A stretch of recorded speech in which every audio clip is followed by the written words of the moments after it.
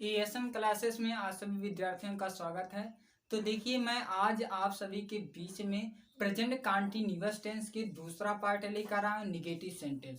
तो negative sentence देखिए मैं आप लोगों को पढ़ाऊंगा। सबसे पहले ये जान लेते हैं कि निगेटिव सेंटेंस होते क्या हैं।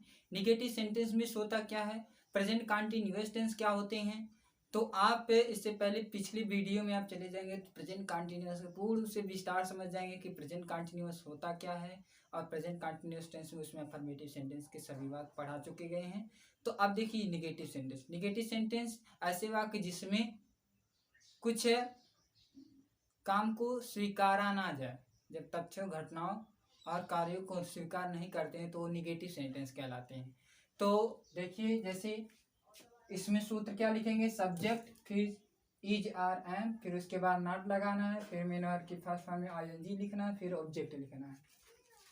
तो ये आपका सूत्र है प्रेजेंट कंटिन्यूअस टेंस के निगेटिव सेंटेंस में। और जैसे में ये दिया है कि मैं पुस्तक नहीं पढ़ रहा हूँ, तो यहाँ देखिए इससे पहले मेरी आप यूट्यूब चैनल पर नए हैं तो चैनल को सब्सक्राइब कर लीजिए, बेल आइकन दबाना ना भूलें ताकि मेरी नोटिफिकेशन आपको मिलती रहे। ठीक, तो चलिए मैं देखिए इसमें क्या लिखा है, मैं पुस्तक नहीं पढ़ रहा हूँ। सबसे पहले ये जान लेते हैं ये कौन सा आपका टेंस है। यहाँ लिखने से नहीं हमें चलना है ना, यहाँ से हमें यहीं से ही पता करना है कि प्रेजेंट कंटीन्यूअस टेंस है कि निगेटिव सेंटेंस है। अब देखिए ये आपका जो है, अगर वाक्य के अंत में रहा है, रही है, रहे हैं, रहा हूँ, रहे हो, होता है, तो वो आपका प्रेजेंट कंटीन्यूअस टेंस होता है। मतलब ये प्रेजेंट कंटीन्यूअस टेंस की पहचान है। और कहा गया जब वाक्य में, जब वाक्य में, ठीक, वाक्य में नहीं, क्या नहीं ना हो, तब वो आपका क्या हो, तब वो आपका अफर्मेटिव सेंटेंस होता है। लेकिन जब आपकी वाक्य में क्या, जब आपके वाक्य में नहीं होता है, क्या होता है, नहीं होता है, जब आपके वाक्य में नहीं होता है तो वो निगेटिव सेंटेंस होता है। समझ में आ गया होगा। तो इस वाक्य में क्या है, नहीं है, तो इसका मतलब है निगेटिव सेंटेंस। जब नहीं होता तो आपका अफर्मेटिव सेंटेंस। समझ में आ गया होगा। तो देखते हैं इसका अनुवाद क्या होगा। सबसे पहले हमें सब्जेक्ट लिखना है और सब्जेक्ट लिखने के बाद हमें इज एम आर लिखना है, फिर नॉट लगाना, फिर मेन वर्ब के फर्स्ट में आईएनजी, फिर ऑब्जेक्ट। तो इसमें कर्ता सबसे पहले कौन है, मैं है, तो मैं की अंग्रेजी आई। और आई के साथ आप जानते हैं हूँ की अंग्रेजी क्या होती है, एम। ठीक, तो आई एम, एम के बाद क्या लिखना है, नॉट, नॉट। और उसके बाद मेन वर्ब क्या है, 1 2 3, ऐसे लास्ट वाले वाक्य से गिनेंगे। जो तीसरे नंबर पर रहेगा वही मेन वर्ब रहेगा। तो तीसरे नंबर पे यहाँ क्या है, पढ़ है, पढ़ में ना जोड़ेंगे तो पढ़ना, और पढ़ना का अंग्रेजी क्या हो जाएगी, रीड। तो रीड में क्या लगाना है, आईएनजी। आईएनजी क्यों लगा रहे हैं, क्योंकि ये आपका क्या है, कंटिन्यूअस। जब भी प्रेजेंट कंटिन्यूअस टेंस होता है तो मेन वर्ब में आईएनजी लगता है। तो आई एम नॉट रीडिंग, यहाँ तक समझ में आ गया। पुस्तक की अंग्रेजी क्या होती है, बुक। पुस्तक की क्या होती है, ए बुक। तो I am not reading a book. समझ में आ गया होगा।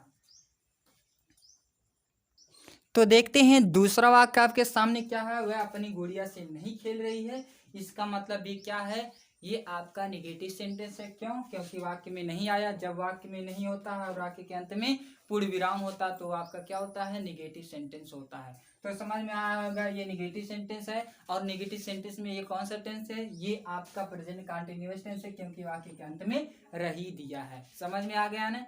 तो देखिए कैसे पता चला, जब भी आपके वाक्य के अंत में क्या होता है होता है। जब भी आपके वाक्य के अंत में क्या होता है, हूँ होता है और हो होता है, तो वो आपका कौन सा टेंस होता है, प्रेजेंट टेंस। अगर इन लोगों से पहले है से पहले रहा रहे, हूँ से पहले रही रहे और हो से पहले रहे रहे, तो कहने का अपना इन लोगों से पहले अगर रहा रही रहे होते हैं तो आपका कंटिन्यूअस होता है। ये कौन सा टेंस है, प्रेजेंट कंटिन्यूअस टेंस। तो चलते हैं, प्रेजेंट कंटिन्यूअस टेंस में निगेटिव सेंटेंस है क्योंकि वाक्य में नहीं है। तो जब आपके वाक्य के अंत में पूर्ण विराम रहे और वाक्य में कहीं नहीं रहे तो आपका क्या होता है, निगेटिव सेंटेंस। तो चलते हैं, देखिए इसका अनुवाद। तो कर्ता सबसे पहले होते हैं निगेटिव सेंटेंस में। तो यहाँ देखिए वह की अंग्रेजी क्या होगी, सी होगी, क्योंकि यहाँ स्त्री का बोध हो रहा है इसलिए सी होगा। और सी के साथ क्या लगेगा, इज, क्योंकि आप जानते हैं वह और नाम के साथ इज लगता है, और यू तुम, हम के साथ, वे के साथ आर लगता है, और आई के साथ एम लगता है। समझ में आ गया होगा। तो सी इज, इज के बाद नॉट, क्यों नॉट, क्योंकि नहीं है। और उसके बाद जैसे ही नॉट लिखेंगे तुरंत मेन और मेन और कहाँ है, 1 2 3, तीसरे नंबर पे जो रहेगा वही मेन और। खेल है, खेल में ना जोड़ेंगे तो खेलना, और खेलना का अंग्रेजी क्या होती है, प्ले। तो प्ले में आईएनजी, तो प्लेइंग। समझ में आ रहा होगा। प्लेइंग हो गया। और जैसे ही प्लेइंग लिखे तो अपनी गुड़िया से ऑब्जेक्ट है ना, अपनी गुड़िया से ही हार हो जाएगा, और गुड़िया का अंग्रेजी डॉल्स।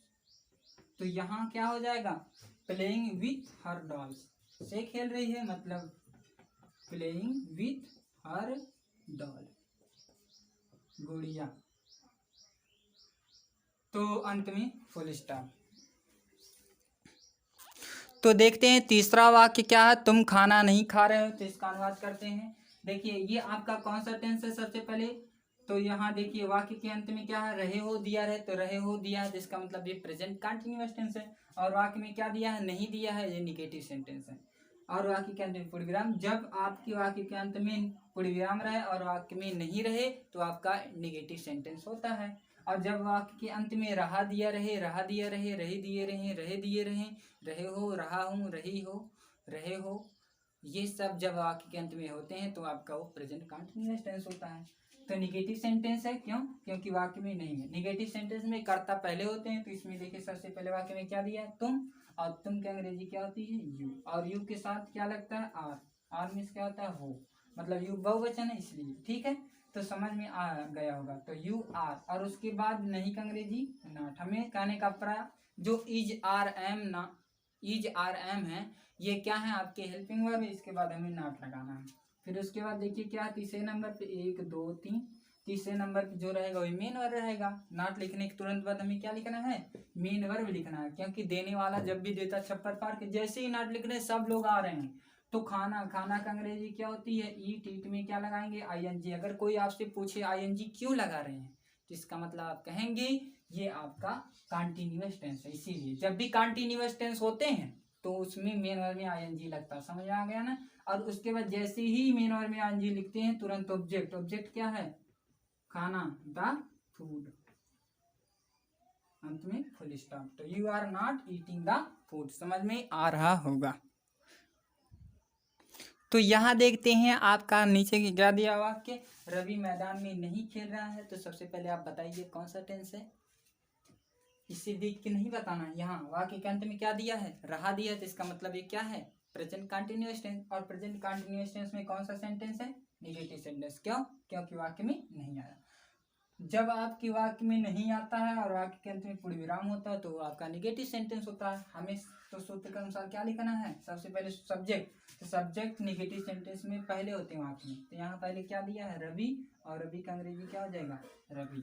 और रवि एक वचन है तो इसीलिए इसके साथ क्या लगेगा, इज। और नहीं आया, नॉट। जैसे ही नॉट लिखते हैं तुरंत मेन। और 1 2 3, तीसरे नंबर क्या है, खेल, खेल में ना जोड़ेंगे तो खेलना, खेलना का अंग्रेजी प्ले। तो क्या हो जाएगा, प्लेइंग। प्लेइंग में आईएनजी लगाएंगे क्योंकि कंटिन्यूअस है। नॉट लिखने के बाद मेन वर्ब की फर्स्ट फॉर्म में क्या लगाना, आईएनजी। फिर उसके बाद हमें क्या लिखना है, मैदान में, तो इन द फील्ड।